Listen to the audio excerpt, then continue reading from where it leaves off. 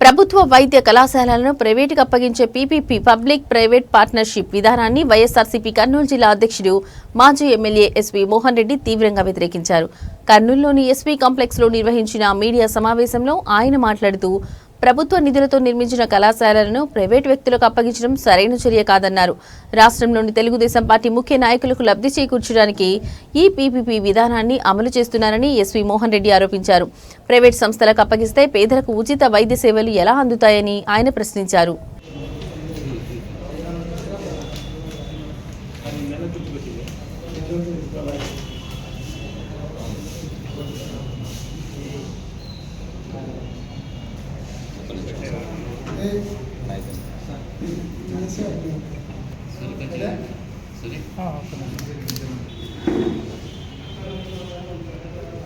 ఈరోజు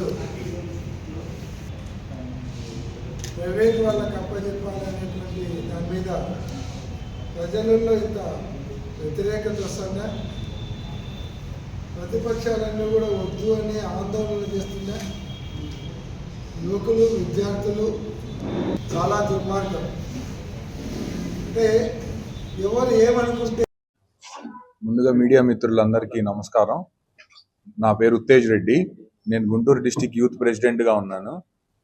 రేపు అనగా 19వ తారీఖు సెప్టెంబర్ మా పార్టీ వైఎస్ఆర్ కాంగ్రెస్ పార్టీ జగన్మోహన్ రెడ్డి గారు ఆదేశాల మేరకు మేము యువజన విభాగం తరపున, విద్యార్థి విభాగం తరపున ఈ మెడికల్ కాలేజీలు ఏదైతే జగన్మోహన్ రెడ్డి గారి హయాంలో ఈ 5 సంవత్సరాలు, మేము 5 సంవత్సరాలను కూడా అనకూడదు, మా జగన్మోహన్ రెడ్డి గారు బయటికి వచ్చి ప్రజల కోసం పనిచేసిన ఈ 3 సంవత్సరాల్లోనే 17 మెడికల్ కాలేజీలు కానీ, ఈ గవర్నమెంట్ హాస్పిటల్స్లో ఏదైతే పేదలకి ఈ ఉచిత వైద్యం అందాలి, విద్యార్థులకు వచ్చేసి ఉచిత విద్య అందాలి, ఇలా ఏదైతే 17 కాలేజీలు ఎక్కడ చరిత్రలో లేని విధంగా ఇంత తక్కువ టైంలో ఇన్ని కాలేజీలు పెట్టి ఇంత చేసేదానికి నాంది పలికారు. దానికి ఈ కూటమి ప్రభుత్వం వచ్చిన తర్వాత దాన్ని స్పాయిల్ చేయాలి.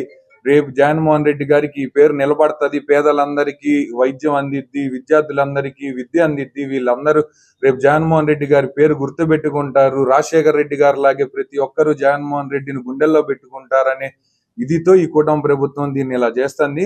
దీనికి నిరసనగా మేము రేపు పల్నాడులో ఉన్న గురిజాల మెడికల్ కాలేజ్ దగ్గరికి వెళ్ళి మేము నిరసన తెలియజేస్తా ఉన్నాం.